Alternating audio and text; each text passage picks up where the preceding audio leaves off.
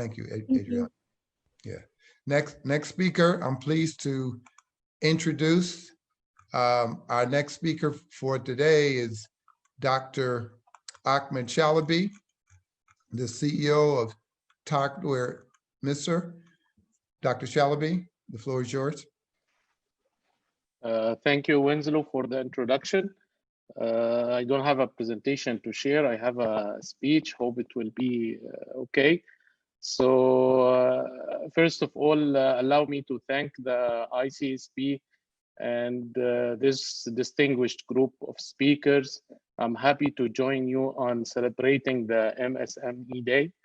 As Winslow said, my name is Ahmed Shalaby. I am the president and CEO of Tatweer Misr, a young and innovative Egyptian real estate development company. I'm also a professor of architecture and urban development at Cairo University, and also serve as a board member at the ICSP, a position I'm proud to hold since 2017. Thank you again for having me today, and may this day mark the beginning of a journey of motivation and education for all young entrepreneurs.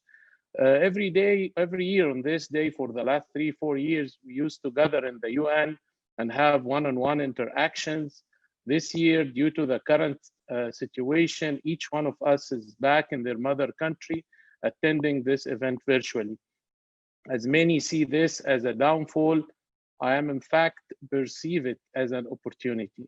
Holding this event virtually enabled larger audience to attend, resulting in a wider spread of our message. Tatweer Misr, my company and my second home, has only been in the market since 2014. So with only 6 years since its establishment, the entire Tatweer Misr family and I were able to influence the real estate industry in Egypt. Our company was first established on the basis of entrepreneurship, teamwork, innovation, and partnerships. With all these elements engraved in our DNA, we became dedicated to engage with small and medium-sized businesses for what they can bring to us and to encourage their growth. With a strong belief in the integral role of MSMEs that they can play in the economy, Tatweer Misr is proud to be one of the founding entities of the Day of MSME. I would like to take this opportunity and share a message with all entrepreneurs. If you ever undermine your impact, let me remind you of some facts that will remind you of this impact. According to Oxford Business Group, SMEs account on average for 60% of GDP and 70% of employment in developing economies. That was in a report published in 2019. Having a closer look at Egypt, MSMEs account for almost 99% of the country's private enterprises. This is another report by the UNDP in 2019, and 90% of these micro and small enterprises fall under the informal sector and account for 30 to 40% of GDP. Amid the rising economic tensions, such huge percentage and drastic economic impacts cannot go unnoticed. Therefore, not only do we have a role towards supporting your innovative minds, rather we have a role toward the human capital, leading such enterprises to become the backbone uplifting the economy.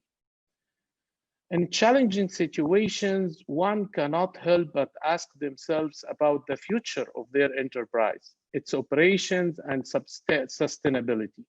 While these are valid concerns that impact most industries worldwide, there is an important factor that many tend to overlook. It is the human capital.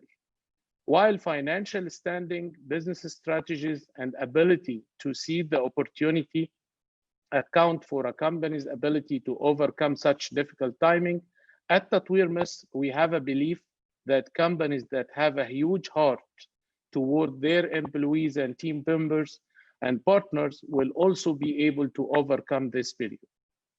In the housing sector that we are working on, sales are heavily impacted by economic conditions, and our industry relies on one-on-one interaction to finalize deals.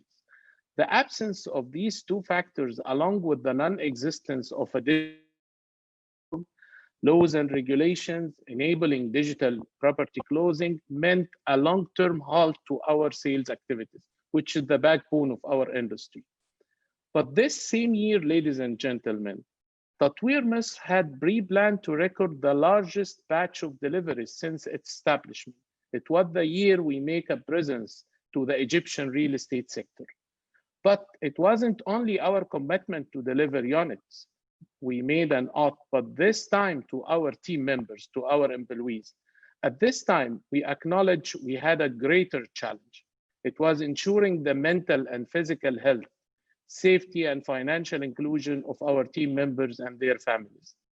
In the period when Egyptian media was swamped by news on companies laying off workers and others imposing salary cuts to ensure ongoing business operations, our management team got together to decide on the immediate settling of liabilities to all our partners, activation of a preset promotions plan, and the application of safety measures to reduce the risk of infection at our offices and sites. Regardless of the financial burden, it was our role as management to lead by example. Setting aside internal matters, as a company based on entrepreneurship and innovation, we saw a light at the end of the tunnel, and we found an opportunity to seize. Ladies and gentlemen, this opportunity was a massive reform that will occur in the real estate industry, including residential, commercial, and industrial property. We immediately got in contact with our global partners, which are SMEs too, by the way, and studied how this pandemic would alter property in terms of architectural design, consumer preferences, and how they use spaces. Let me tell you this. This type of communication was nothing but fruitful. It was the seed that would lead to a plentiful harvest a few years later.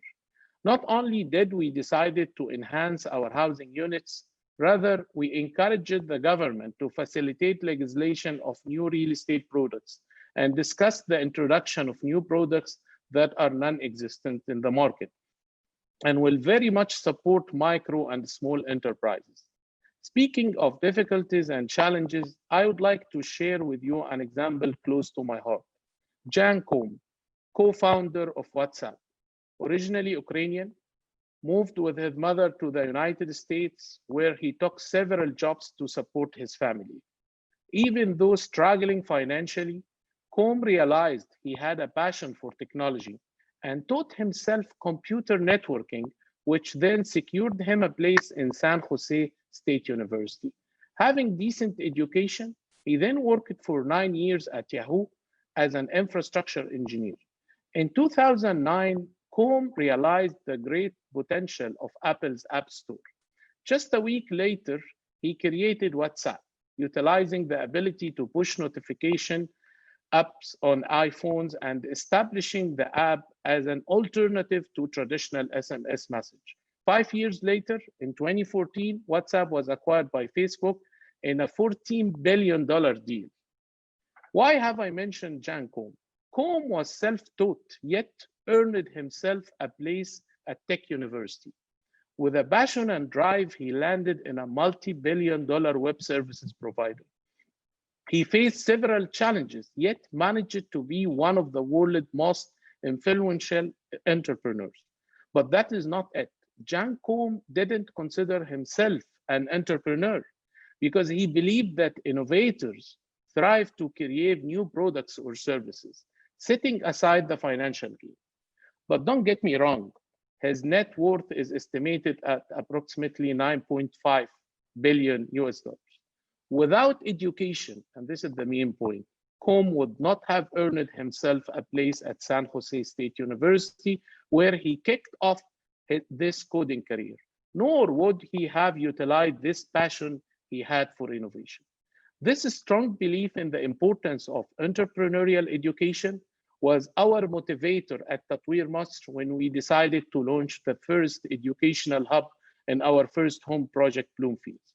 For the first time in Egypt, an entrepreneurial campus teaching youth the basis of entrepreneurship will be available, attracting youth from all over the MENA region. In conclusion, I have a message to all entrepreneurs out there. The human capital will always be your biggest asset, regardless of difficult situations.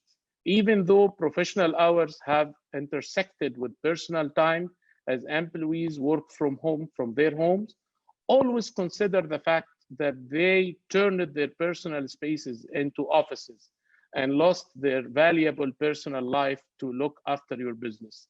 Their mental and physical health always comes first. If they are drained and demotivated, it would reflect on your enterprise. Lastly, keep Jan calm and inspiration at all times. Find value to deliver to your audience, and financial benefit will proceed. Thank you, Winslow, and thank you, everyone. Well, thank you, Dr. Shalaby. Thank you for reminding us, that in tough times, that there are lots of opportunities. And especially, it's important to hear from you as someone who is the president and CEO of a real estate development company, as someone who is a professor, someone who is, like you said, is a board member, but as someone who every day must work with employees and work with suppliers and work up and down the supply chain in a really tough industry to make it happen. It's good to hear your words of encouragement, but to hear your testimony and to know that it can be done. So once again, thank you for sharing your inspiring words.